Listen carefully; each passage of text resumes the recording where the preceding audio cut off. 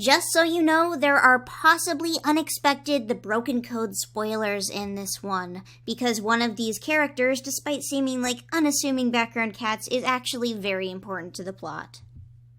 The top suggestion on my video was to talk about Shelfer and Stemleaf. I know that this comment is verified, but don't worry about it. Mira Gray Studios is now forever prevented from being the person whose suggestion I take for these, and is also the only verified user who regularly comments on my videos, so you no longer need to worry about competing with a verified comment ever again.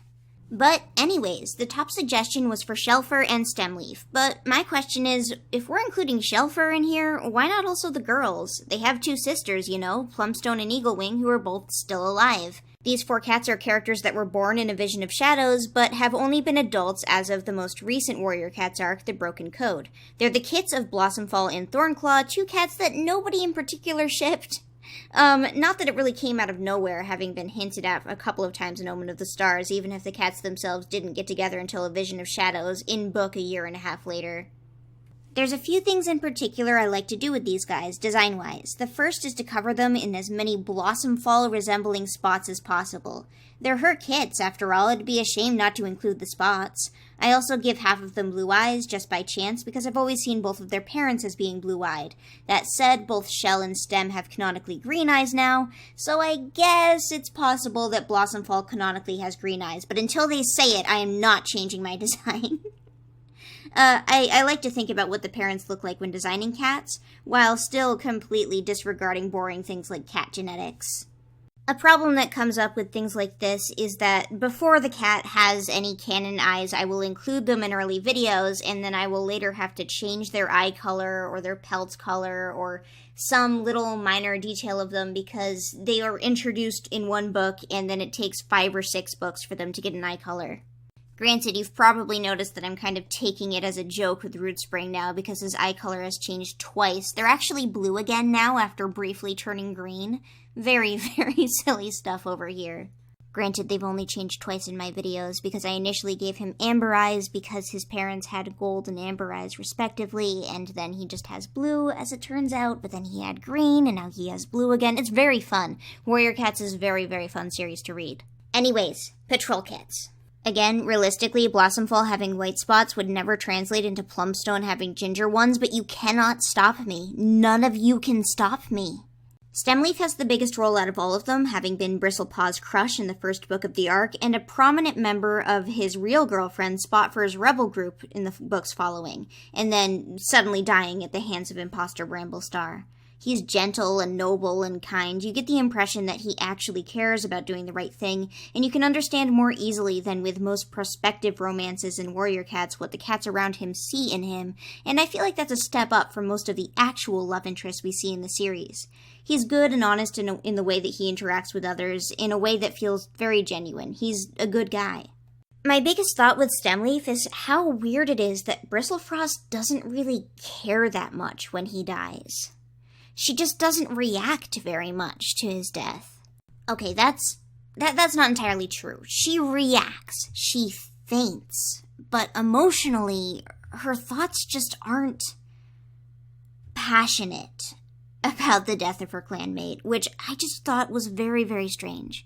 And I know that the authors probably had an angle with this, like Bristlefrost wasn't truly in love with Stemleaf, therefore she's not really going to have a very strong reaction to his death as Spotfur does, and Spotfur is absolutely devastated in like all the best ways. Spotfur is really, really good in this book and the books going forward. I love Spotfur, but I don't think that Bristlefrost's reaction was normal. She just kind of puts it out of her head. Like, after it happens, after she faints, she doesn't really go about thinking about Stemleaf. She doesn't really pay it as much attention as you expect her to. In fact, pretty much right after that event, Bristlefrost stops thinking about him altogether for the rest of that book. Like, to be more detailed here, it is a 23-chapter book. The last chapter where Bristlefrost thinks about Stemleaf, and the chapter where Stemleaf dies, is chapter 15. While Stemleaf has a lot more screen time than his siblings do, the most interesting thing about Stemleaf is spot fur, and that's really what's the hardest thing in it about talking about Stemleaf specifically, is because there's not really much room for speculation, and all the things I really want to talk about that involve Stemleaf involve spot fur, who I think is a much more interesting and compelling character. It's he's an accessory to spot fur in my mind. And speaking of Spotfur, we see Shelfer more than anywhere else in Spotfur's novella, where he's an apprentice training under Bumble Stripe. He's definitely a bit more abrasive than his brother, calling him and Spotfur mousebrains like multiple times in the book. He also later shows up as an antagonist towards her later on in the book, dismissing her ideas and just being generally rude. And then when they attempt to assassinate imposter Bramblestar, Shelfer is one of the cats who tags along to attack. Well, one of the cats who comes to the rescue. And while he initially restrains Spotfur, who by that point we know he in particular dislikes, he loses his focus when he noticed that Stemleaf is being killed. Actually, maybe antagonist is a really strong word. What I mean to say is that he very much does not like Spotfur, and he makes that clear with his words and actions. I feel like his mentor being Bumble Stripe, specifically a Vision of Shadows and the Broken Code's more hardened, older, gruff-acting Bumble Stripe, probably has a lot to do with his overall behavior. Bumble Stripe is one of Imposter Bramblestar's biggest supporters in the Broken Code, and I'm sure that attitude wasn't lost on his apprentice. It's actually kind of funny that we see Bumble Stripe as this nice guy kind of character, but his more recent characterization has been very, what's the word? He's definitely, hardened is a good word for it, actually. He's not as soft, quote unquote, as he used to be. He's definitely now, he's become an, like he's gone from being a lazy villager in Animal Crossing to a, cranky villager in Animal Crossing. Does that make any sense to you guys? Is that reference lost on you? I'm not even sure. But I think having that sort of serious business character as your mentor is probably going to affect your behavior in some way. Much like how Stemleaf was largely influenced by his mate Spotfur, Shelfer has been influenced by his mentor. You know, I'm thinking about it, you guys probably didn't vote for this comment with the intention of hearing me talk about how mean Shelfer is. But Shelfer's mean, guys. I'm sorry. I apologize. It's a really cute name, but he's a jerk. Not to immediately change the tone or anything, but Plum Stone is what I would call a funny little kitty. She has a silly argument with Thriftier over Fresh Kill that both cats get really heated over and then get over hilariously quickly in Graystripe's Vow. She's also one of the few cats to support Squirrelflight when she was struggling to be respected, if only minorly, and within the confines of that argument.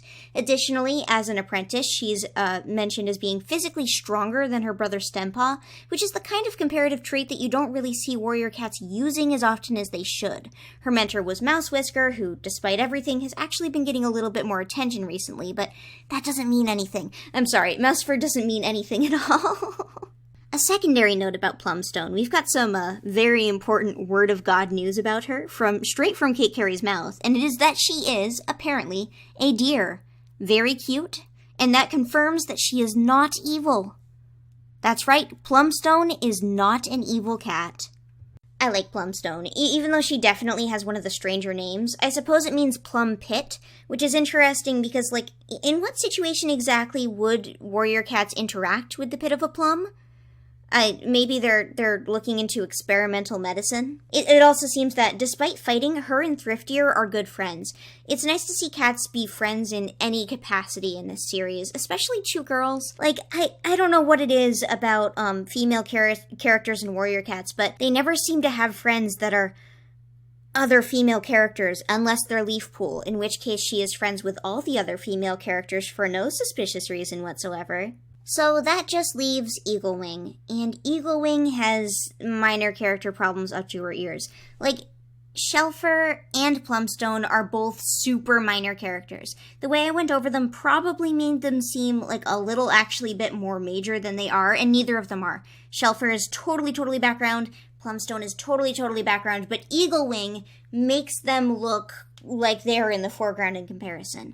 Her mentor was Amber Moon, a character who, cool name aside, contributed very little throughout her entire life, before she was taken out by an owl, of all things. She's been very little beyond a generically good warrior for her entire life, and unlike her siblings, she's never really had a scene to herself. She gets the most attention in Squirrelflight's Hope, largely because she attends a few of the same patrols as Squilf in the early chapters. That said, there is a point where Squirrelflight briefly considers her personality. Quote, Squirrelflight glanced at the ginger she-cat, surprised that a young warrior should already be so rooted in clan traditions. Did her sister, Plum Stone, feel the same way? Now, this might label her as a bit more stern and conservative than her sister in Stemleaf, and probably aligning politically more with Shelfer. But we don't have much to go on here. I think, personally, that Eaglewing really didn't need to be here to begin with, and I don't mean here as in that scene in Squirrelflight's Hope. I mean here as in born. Because, first of all, Thornclaw, Blossomfall, why are you having 4 kids? Like, 4 kids? The clan's way too big for that. Secondarily, while they have found a place in the narrative for Shelfer and Plumstone, Eaglewing isn't anybody. She's a mentor to Myrtlepaw, but not really in any sort of on-screen way, and Myrtlepaw, who honestly will be a warrior pretty soon. Maybe that will change in the upcoming arc, but it's doubtful. The upcoming ThunderClan generation is about to be the young adults that are just under these guys, Myrtlepaw, Baypaw, Flamepaw, and Finchpaw. Finchpaw. Kate Carey, what are you saying here? I guess that's really all I have to say about the patrol kits. I mean, I've always found them to be funny, because, like, here's Thornclaw, here's his patrol of children. Like, he's the patrol guy, and he has a patrol's worth of children. He can just take them out every time. Thornclaw, gather some cats for the Dawn Patrol. Yes, sir. Come along, children. Every single day you have to wake up at 5 o'clock in the morning because you need to go on Dawn Patrol with Dad. All of your aunts and uncles are in the Elder's Den, and your dad is just aggressively old, too. He's ancient, and he's having you wake up at 5 o'clock in the morning every single day. Anyways, tell me this time, again in the comments right here, which cat you want me to talk about next. I will look for the top-rated one, assuming it is not on the, list of things I will not do. And if it is not on the list of things I will not do, I will talk about that cat next time around on, talking about a cat. Or a group of cats. If they're, like, really minor characters like these ones, talking about a group of cats is fine. If it's a more important character or a cat with more to talk about, I will definitely talk about them. So yeah, comment below on who you want me to talk about, unless you're Mirror Grace Studios, in which case, no. You are banished to the dark forest of Moonkitty suggestions, because you have been chosen already.